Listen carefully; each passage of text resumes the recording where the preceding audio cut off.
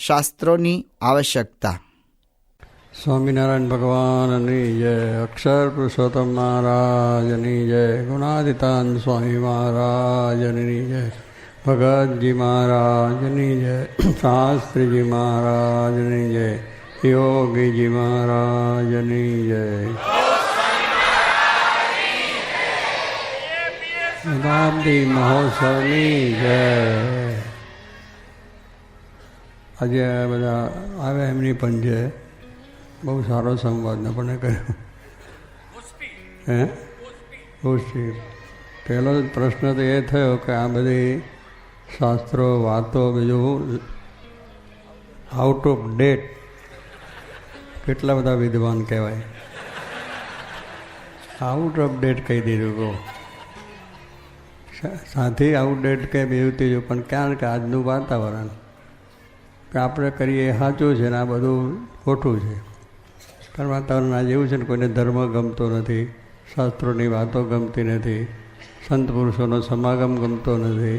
એટલે પછી outdate date છે એને ગમે એ બધું બરાબર કે આ જરૂરનું છે, પણ તમારે ગમે એ તો દારૂના બારમાં જઈને બેસો છો, પછી સિનેમામાં જઈને બેસો છો, જુગારખાનામાં જઈને બેસો છો, એ બધું આઉટડેટ લાગે છે. થયું તારે ત્યાં જઈને બેહો છો તો એનું સુખ માનો, તેમ આ સમાગમનો આવો તો આ બધું જીવના પ્રશ્નોનું સમાધાન મળી જાય. શાસ્ત્રો જ આપણને સમાધાન આપે છે, મોટા પુરુષો જ આપણું સમાધાન આપે છે. પણ આપણે આ લોકોનું સુખ જોઈતું હોય, આ લોકોનો મમત્વ હોય, એટલે પછી એનું સમાધાનીમાં આવું થાય કે આઉટ ઓફ ડેટ બધું થઈ ગયું. પણ ભગવાન, સંત, શાસ્ત્રો, મંદિરો કોઈ દી આઉટ થતા નથી. એ વર્ષો દુનિયાની આ તમે જુઓ, સતયુગથી બધું ચાલ્યું આવે. એ શાસ્ત્રો ને ભગવાનના અવતારો ને બધું તે જો અત્યારે હજારો માણસો એનું ભજન કરે છે, લાખો માણસો કરે. આઉટડેટ થયું છે? રામના વખત કેટલા થયા? તો અત્યારે લાખો હજારો માણસો એનું ભજન કરે છે. રામાયણ પણ ત્યારનું છે. અત્યારે રામાયણ થાય છે, સભામાં જઈને બેસીએ છીએ, આનંદથી બેસી સાંભળીએ છીએ. આઉટડોર ડે થઈ તો જઈએ ખરા, પણ એ નક્કી જ થયું છે જીવમાં કે એ વાત સાચી છે. ભાગવત છે એ પણ આઉટડેટ નથી થયું. એ પણ આપણે સભાઓ, સત્સંગ સભાઓ શું પારાયણોની સપ્તાહો થાય છે. સત્સંગી જીવન છે, બધ સ્વામી મહારાજની વાત, વચનામત છે, સ્વામીની વાતો છે. કારણ કે એ પુરુષો આઉટડેટ થયા નથી. એમ કોઈ એમનું શાસ્ત્રો ક્યાંથી આઉટડેટ છે? આજે એમનું ભજન કરીએ છીએ, એમને મહિમા ગઈએ છીએ. જો આઉટડેટ થાય તો બસ ભૂલી જ જવાનું હોય ને, સંભાળે ને આવે પણ નહીં. એટલે આપણું અજ્ઞાન છે. તો અહીં કહે છે જ્યાં સુધી પોતાને અજ્ઞાન છે ત્યાં સુધી આ બધા સંશયો થવાના છે. આ સંશય છે આપણા પોતાના મંદના રહેલી વાત. એટલે એ પ્રમાણે આપણે બધું અવળું લાગે છે. પણ જો ખરેખર આ વાતને સમજ્યા હોય તો પછી કોઈ જાતનો સંશય થાય જ નહીં. ભગવાનને સંત ડૉક્ટર બેઠા છે ને અહીંયા, ડૉક્ટર દવા આપે છે, એમાં સંશય થાય જ ખરો કે આમની ઝેર છે કે ફલાણું છે, હું મરી જઈશ એવું તરત લઈ લે. વિશ્વાસ છે કે ડૉક્ટર સાચા છે ને દવા આપે એ સાચી છે. એ આજે વર્ષોથી ચાલતું છે ને. આજે કંઈ નવું થયું છે? સ્કૂલમાં ભણાવો છો તમે, ત્યારે સ્કૂલમાં એ કેટલા વર્ષોથી એ બધું આપણું ચાલે છે. ત્યાં જઈએ તો શિક્ષકને કે પ્રોફેસરને જે કંઈ માની જ લઈએ છીએ, એમાં વિશ્વાસ છે. પુસ્તક છે એમાં વિશ્વાસ છે, તો એમાં કંઈ શંકા થતી નથી કે આઉટડેટ થઈ ગયેલું છે. એ છે, સાચી વસ્તુ છે. એમ દરેક વસ્તુ આપણે જ્યારે આ જગતની વસ્તુ છે. બીજી વાત તો જવા દો, આ દેહ છે હું મારું મની ગયું કેટલા વર્ષોથી છે ને. ખોટું છે છતાં સાચું મનાઈ ગયું છે. ખોટું છે કેમ જાણીએ છીએ કે આ દેહ પડવાનું છે. આજે નહીં તો કાલે, વર્ષો પછી પણ મળવાનું છે. તો એમાં આસક્તિ રહેશે કે નહીં? ખોટું બનાવ્યું નથી. અરે અજ્ઞાન છે. સાચી વસ્તુ ભગવાનને સંત છે, આત્મા એ સત્ય છે, દેહ ખોટું છે, સંસાર ખોટો છે. અને એમનો ભાઈએ વાત કરીને કે આ વ્યવહાર કેવો છે, સુરતના પાયખાનો, સુરતના જે રહે છે તે અત્યારે તો બહુ સારું ટેસ્ટી રહે છે. બધા ફ્લશ ને બ્લશ બધું થઈ ગયું.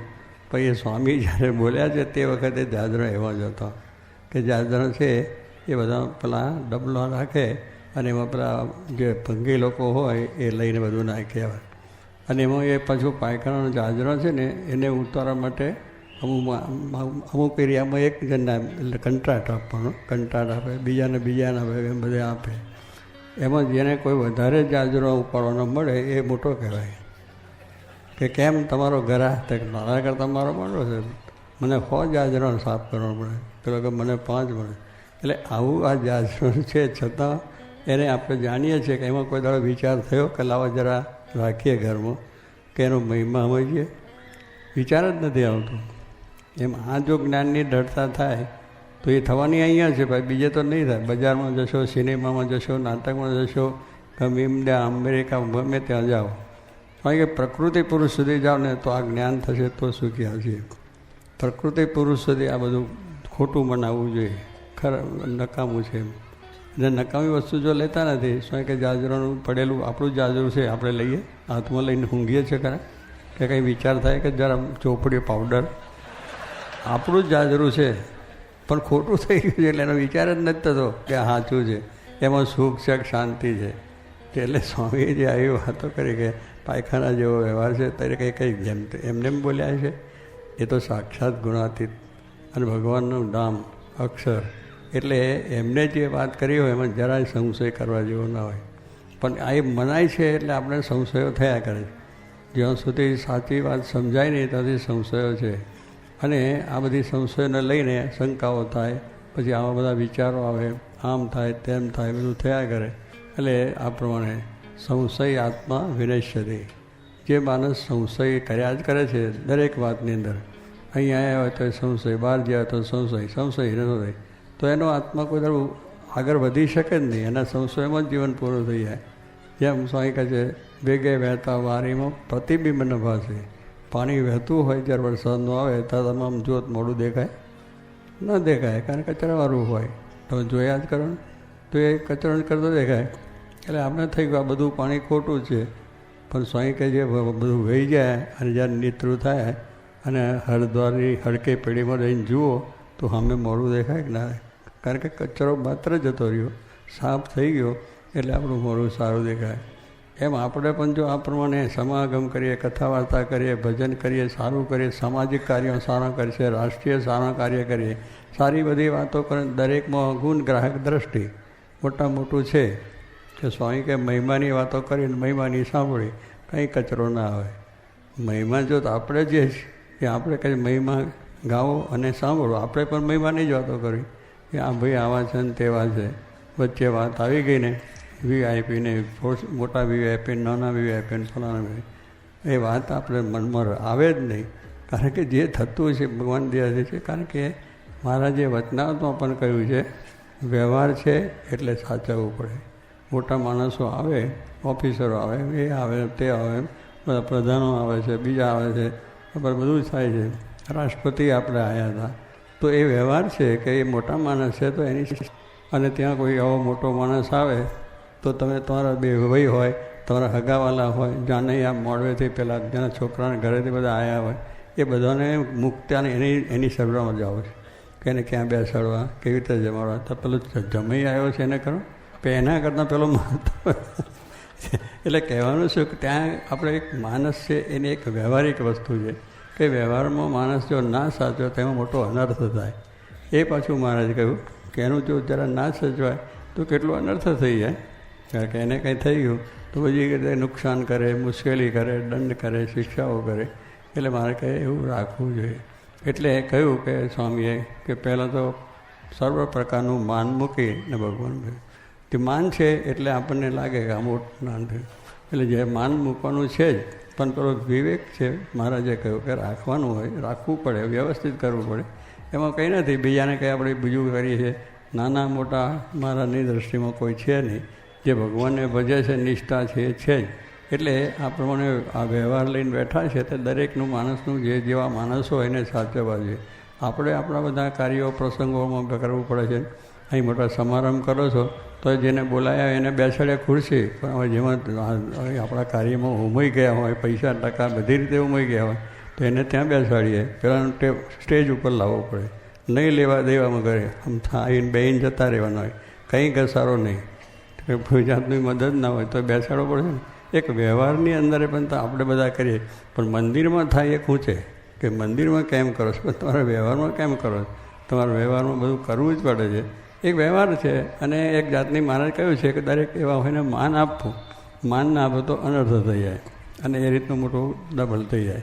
એટલે કહેવાનું શું છે કે મહારાજે પણ કેટલીક વાત કરી છે કે અંબરીશ આપણે પરીક્ષિત રાજા એ ઋષિના આશ્રમમાં ગયા. ઋષિ બહુ તપસ્વી હતા, બહુ સારા સાધુ, પણ ધ્યાનમાં બેઠેલા હતા.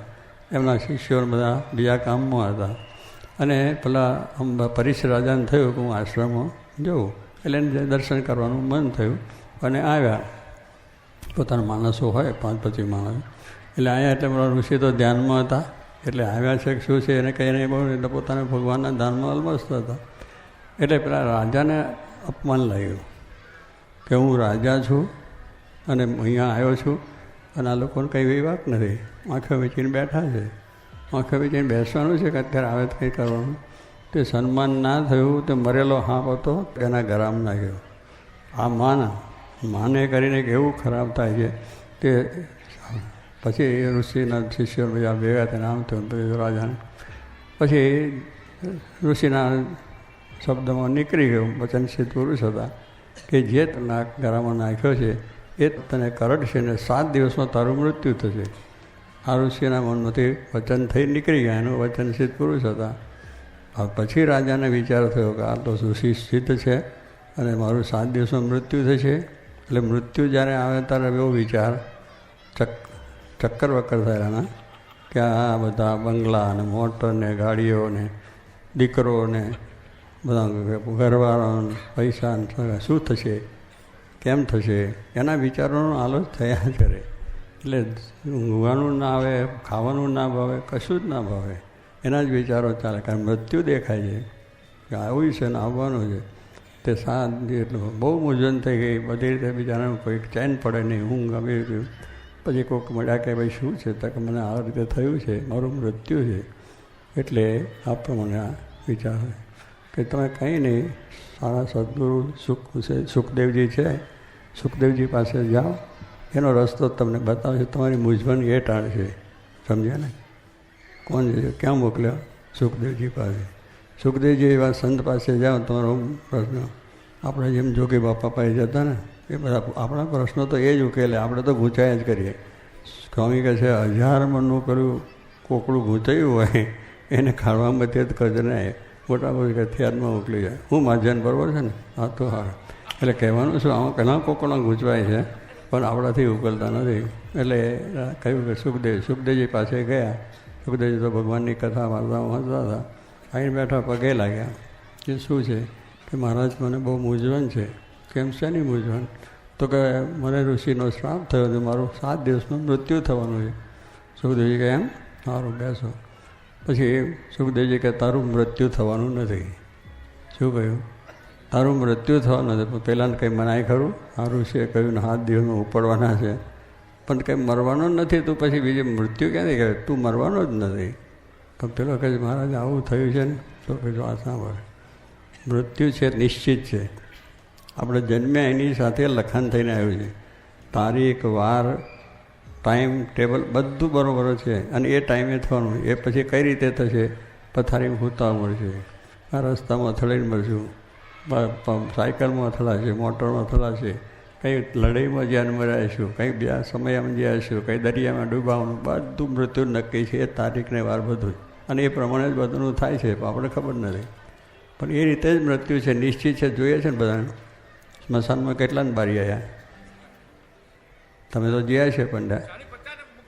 વાહ વાહ, બહુ ધન્યવાદ. હવે તમારે તો રહેવાના, એ નક્કી છે ને? ભલ્યો પંડ્યાને ક્યાં પૈસા આપવા છે, ક્યાં છે, શું છે, લે તારે લાખ, તારે કંઈ 1.5 લાખ. એટલે કહેવાનું શું કે આપણે જાણીએ છીએ કે નિશ્ચિત મૃત્યુ છે. કોઈ પણ દિશા કોઈ રીતે કયા નથી. અક્કલવંતા રાજકરંતા મુવા મહારથી. આપણા દેવાનંદ સ્વામીએ નામ લખ્યું. અક્કલવંતા, બહુ રાજા અક્કલવાળો. રાવણ જેવો રાજવી, અક્કલવાળો હતો, મૂર્ખ નહોતો, ભણેલો હતો, બ્રાહ્મણ હતો, વિદ્વાન હતો, બધું હતું. બુદ્ધિદારો, લંકા, સોનાની લંકા, એના બધા સરદારો કેટલા બધા, સોનાની આખી લંકા, બધા મકાન બકાન બધું, ખાવા પીવાનું વાસણ બધું હતું. પણ એ વખતે જો તમે હોત તો તમે જાણો કે આપણે ઘર ભેગું કરી. એટલે એવું બધું, આટલી જાહો જલાલી, આટલું બધું એનું રહેવાનું કરવાનું, પણ એનું પણ મૃત્યુ થઈ ગયું. કાંઈ લઈ ના ગયા. અને એ બુદ્ધિશાળી હતો, પણ એને એના મદની અંદર, માનની અંદર જે કરવાનું એ ન કર્યું, અને એ થયું. તો જો એની આયુષ્ય કેટલું હતું? 1,80,000 વર્ષ. તો પણ એના મનસુબા 4 રહી ગયા. આટલું બધું જીવ્યો છે તો પણ એને વિચાર, આપણા મનસુબા મટેવા નથી. આપણે જીવીએ છીએ એનાથી મનસુબા ચાલ્યા જ કરે. આ કરવું છે, પેલું કરવું છે, ફલાણું કરવું છે, ઢીકણું રહી ગયું. તે મરતા કહેવાનું કે મને રામે બહુ વહેલો મારી નાખ્યો, મારે હજુ ઘણા કામ બાકી હતા. 4 મનસુબાની વાત કરી કે એક તો સ્વર્ગમાં સીડી કરી નાખી કે તપ ત્યાગ કરવાનું કાંઈ જરૂર નહીં. બેઠા કે સીડીમાં એક્સિલેટર બેઠા છે, પ્લેનમાં જાઓ તાર જાઓ છો અને ઘણે ઠેકાણે એક્સિલેટરમાં બેઠા તો 2-3 વાર ચડી જવાય. એક્સિલેટર ચાલવું જ ના પડે. એનો વિચાર એવો હતો, કોનો? રાવણનો. અને જો એને કર્યું હોત તો આજકાલ દુનિયામાં બધું માથાકૂટ ના થાત. એક્સિલેટરમાં જ્યાં જાય તો મળી જાય. પણ એ અવળો વિચાર કહેવાય, એ અવળો વિચાર કહેવાય.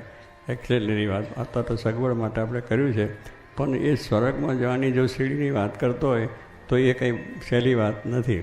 એને માટે તપ કરવું પડે, ત્યાગ કરવું પડે, એમ કેટલા બધા બી સંયમ કરવા પડે, એ કરવા પડે તો આગળ જવાય.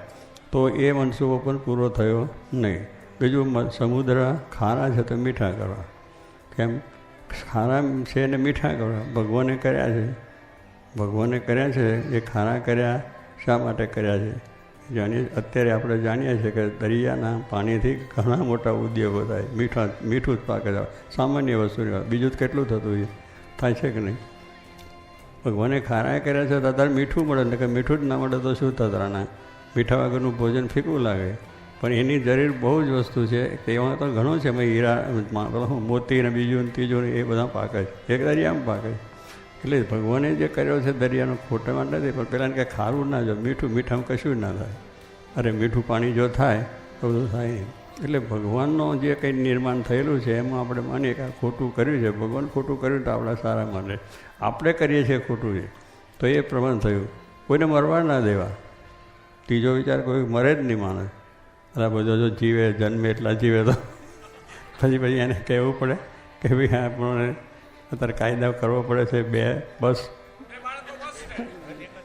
હવે એક જ થયો છું તો એ ના કરવું પડે.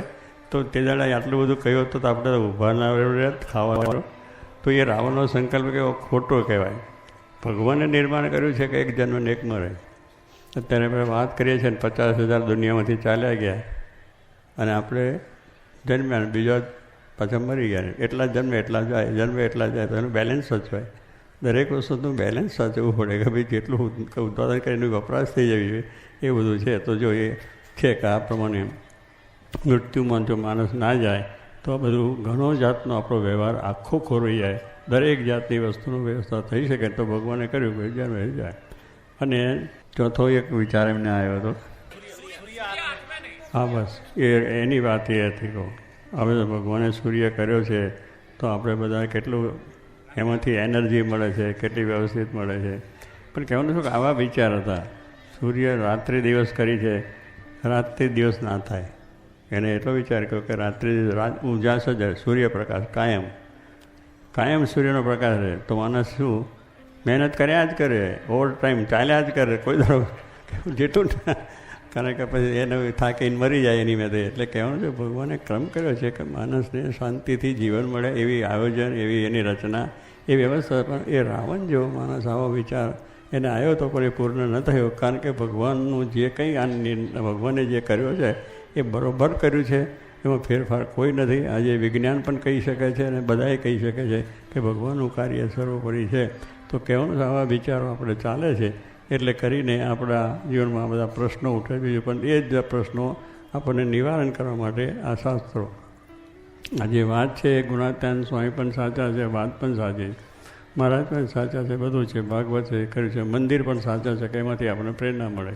એટલે એ બધી વસ્તુનો આપણે હજુ ગ્રહણ કર્યું નથી, નિશ્ચય કર્યો નથી અને વર્તીએ છીએ એટલે પ્રશ્નો ઊભા થાય છે. ઘરના પ્રશ્ન, સમાજના પ્રશ્ન, રાષ્ટ્રના પ્રશ્ન, રાષ્ટ્રના પ્રશ્નો આવ્યા જ કરવાના. પણ સ્વામી કે વાંચીએ કે આ બધું એક વખત નાશમાં છું. છેલ્લી વાત કરી લે કે જનક રાજા છે, બહુ મોટું રાજ હતું, સર્વોપરી રાજ હતું અને બહુ જાઓ જલન જીવતા રહેતા કરતા બધું કરતા. પણ એ રાજાને એક જ વસ્તુ હતું, જનક વિદેહી કહેવાય કે જીવતા થતા વિદેહી, એટલે આ દરેક કાર્યોથી એનું જીવન ન હોય. તો એ પ્રમાણે આ રાજાને વાત એ થયું. એને અષ્ટાવક્ર ઋષિ મળ્યા હતા, એટલે જ્ઞાન પણ હતું સારું. એટલે જનક રાજાને કથા વાર્તા બેઠા હતા, કથા વાર્તા ચાલતી હતી અને દરરોજ નિયમિત કથા આવી જાય સવારે આજે. અને એમાંથી એને નિશ્ચય થયો હતો કે આ જગત ખોટું, બધું ખોટું છે. એટલે પછી આગ લાગી ભગવાનને પરીક્ષા કરવા માટે કે આ ભગત સાચો છે ખોટો છે, બનાવટ છે. એ આગ આખા શહેરમાં લાગી, બંગલો લાગ્યો. પછી બધા ઉઠ્યા, આ સભામાંથી બધા ઉઠ્યા, એક પોતાનું મકાન છે, મારું જૂપ છે, બીજું છે. કોઈ ગરીબ હતો ઝૂંપડા માટે ઉઠ્યા. મારી આ સંતા હતા કે આપણી લંગોટી આપણું કપડું સુકાય છે કદાચ એટલે લઈ લઈએ.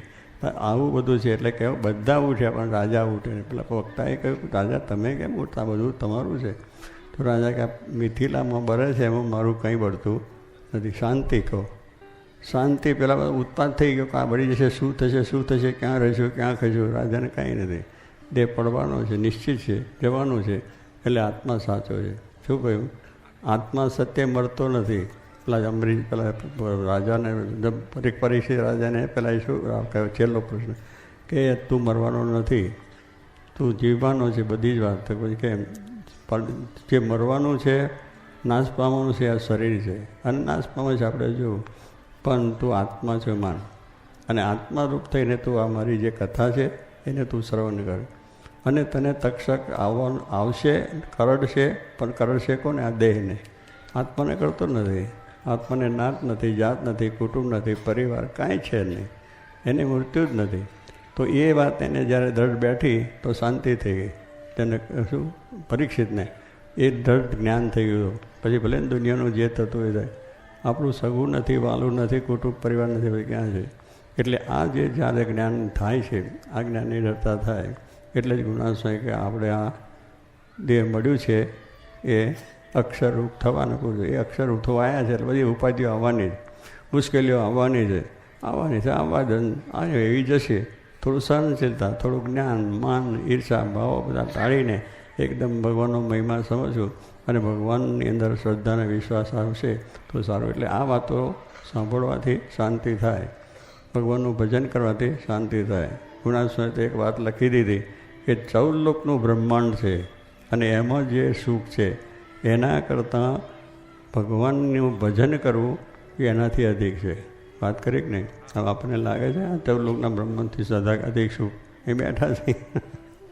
પણ એ વાત લખી જે સાચી છે. એમ કહ્યું કે આ બધું સુખ છે એ આપણે જો વાંચીએ કરીએ તો શાસ્ત્રો દેખાવે કે આ બધું સુખ નાશવંત પામી ગયું, એનો દાખલા ડોકલી બધું છે. આ સુખ આપણું ભજન થાય છે એ સુખ છે. ભજન બેઠા તો શાંતિ છે. ત્યાં કહેવાનું કે એમને જે લખ્યું એ સાચું, પણ ભજન કરવું નથી અને ભાઈ કે અમે દુખ્યા થયા તો થાવ ભલા. બધું આખી દુનિયાનો વ્યવહાર પહેલો કરો છો તો ભજન કલાક તો ઉતારો, એટલે કલાકે ટાઈમ નથી, 5 મિનિટ ટાઈમ નથી. સ્વામી આવશો તારે ભાઈ તમે આવજો, નો ટાઈમ. એટલે શું કરો છો કે ઓફિસ વિઝનમાં ખેવ મારીએ છીએ, ફાઇલ આમથી આમ ફેરે છે ને આમથી આમ ફેરે છે. તો ભંડા ત્યાં ભંડા એવું જ કરતા હતા, પ્રિન્સિપલ સાહેબ હતા, આમ કર્યા કરે હું આઈ એમ વેરી બીજી. અરે શું તમે બીજી છો? મોખો મારતા છે આમ ઉડાડે. એટલે કહેવાનું છે એવું બધું માનીએ છીએ, દુઃખ છે, પણ આપણે બીજી છે નહીં. ભગવાનનું ભજન કરીએ એ સારું છે, એમાં બીજી રહેવાનું છે, એ સુખને લખન માનવાનું છે, એના વિચારો હંમેશા કરવાના છે તો સર્વ પ્રકારે શાંતિ થશે.